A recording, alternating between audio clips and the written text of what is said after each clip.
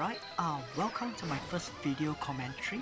I'm doing this commentary on the fly without any script, so pardon me if I make some mistakes along the way. I'm just trying this as a trial of a voice commentary as compared to the usual text that I'll put on the left hand side. So I just hope that with this I'll able to guide this tutorial even better on how to use a free to play team to finish this full force round 2.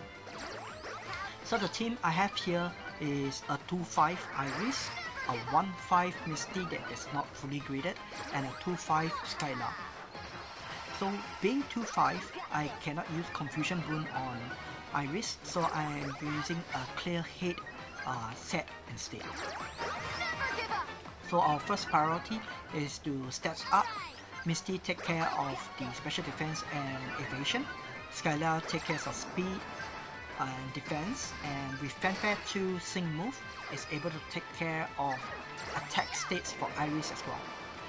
So to speed up the whole up attack process, Iris will use X attack once when the critical shield, the first critical shield is up, and then subsequently Iris will just keep using outreach.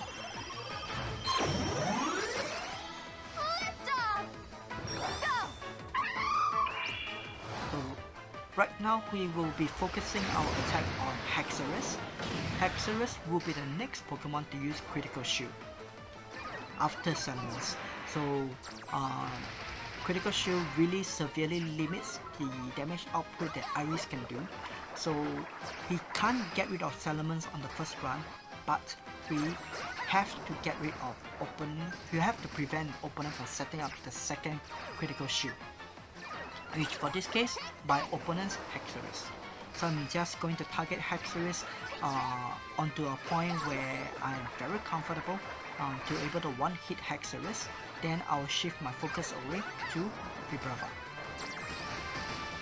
This is just at the meantime to chip all the damage before critical shield breaks, and until to the point where it is opponent's Haxorus to attack, then I will fire up on Haxorus so that I can deny opponent from successfully executing one move, which I will show you guys later how it was done. So one thing about Pokemon Masters is that they will always have a pattern, an attacking pattern. They will always start off from the center, then they will move to the right, then back to the center, then go to the left. Most of the attacks are wired this way. There might be some exceptions here and there depending on the battle, but for full force, that is usually the sequence. First in the center, then move to the right, back to the center, then move to the left. So that means after this earthquake, the next Pokemon that will use the attack, that will be Haxorus, and that is the critical shield that we wanted to deploy. So I will target Haxorus with the outreach because it is within the KO range. So next thing you need to really take care of is making sure that your tanker is able to survive. So my Starmie is actually severely low HP right now. After this Sync move, I got to heal up Starmie immediately, or else it will not be able to survive the next attack.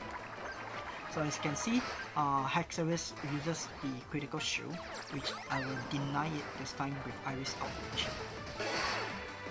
With critical hits, the damage will be within the KO reach.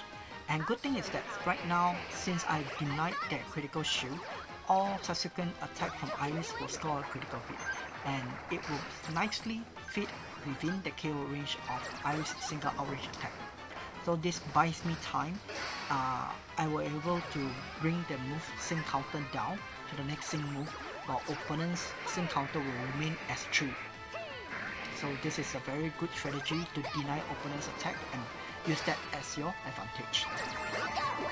Since Iris Outreach is able to one-hit KO mostly, I'm just going to shift all the smaller attacks to all the other opponent, letting Iris to do the outreach job. So once Flygon is down, the next target will be Salamence. Because I am not very keen for Salamence to use another Sync move. Right now the evasion is buff, it will have an attack buff.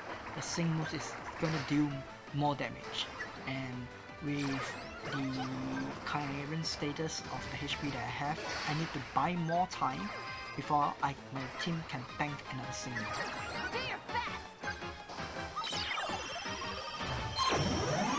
So okay, I fire up the third sync move even before opponents can fire up the second sync move, which is putting things into my advantage. I'm chipping off the damage of Vibrava because that will be my next target after I bring down Salamence. So right now Salamence will not use critical shield. The next critical shield will be used by its next Pokemon, which is Garchomp actually. So for now I just slowly get rid of the Salamence, preferably before it uses Sync move. Right now Salamence has a evasion boost, so your attack might hit or miss. So just now I use a special defense all because I am managing my move counter. Okay, I think I should be able to use Take Flight one more time, but I've forgotten to use. Salamence is down. I'm just going to continue to use Outrage because Garchomp is weak to Dragon, and I'm just going to take this opportunity to quickly deal a lot more damage before I set up the next critical shield. So after that, I'm going to shift my focus to Vibrava. Nice move! Here we go!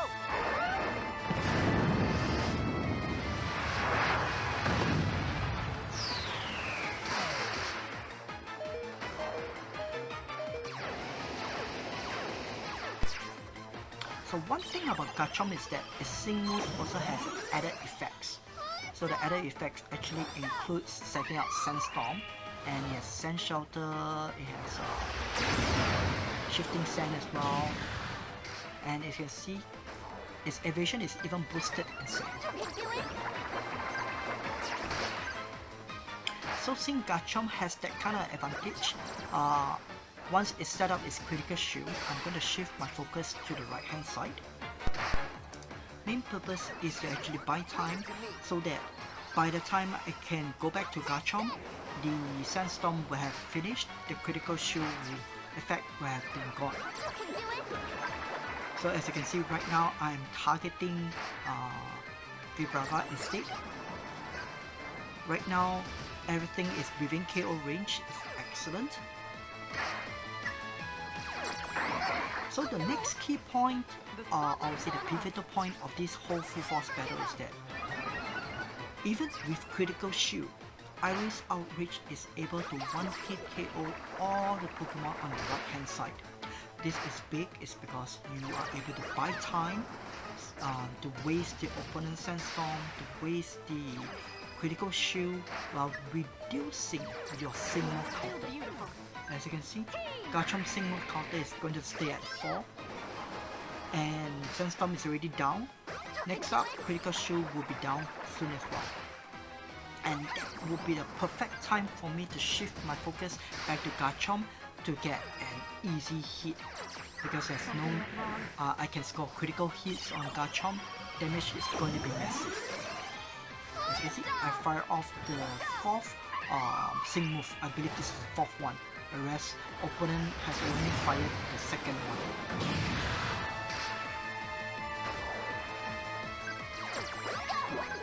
Oh, it's 5th one actually. So you can see the big difference of how much denial I did on opponent's team. So once left and right is taken care of, everything you just need to focus your attack on the center one, including the last Pokemon, which is Dragonite. From here onwards, the whole full force battle will be very straightforward. Just aim the Pokemon in the center. I'll also be linking up the link to my full force battle round 2 that I play on my main account that involve Confusion Boon Iris, which is 3-5. This account is my sub account, so all the Pokemon teams here are not at their full potential yet. I'm going to remain this team as it is, so because I do realize that not many people has access to all the candies yet to be able to unlock all the required Sync Grid. So This is a 2-5 Iris, a 2-5 Skylar, and a 1-5 Misty. Put my guard down. We're done. Congratulations. Well done. I never doubted us. Okay, so next up will be the team summary of this team that I've used after I redeemed the medals for running this full force. This is the first time I am completing the full force on my sub account. If you like my voice commentary, do let me know in the comments below. Like the video if you like it. If you don't like my voice, do let me know as well, so I know whether is it better to have a text-based tutorial or a voice commentary tutorial next time over at the weekend when I have time to produce videos like this. So thank you very much for watching. So next up, the team summary for Misty, Skylar, and Iris.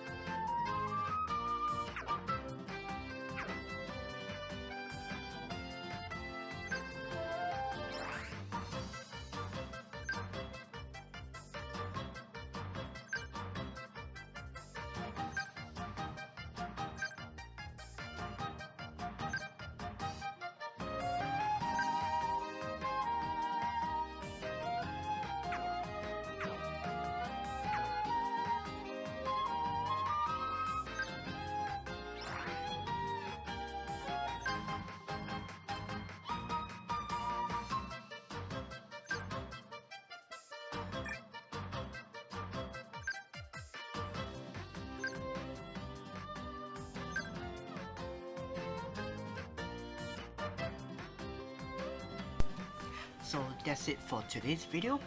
I'll see you next time. See ya. That's so cool! Hi, I'm Iris. People call me the girl who knows the hearts of dragons.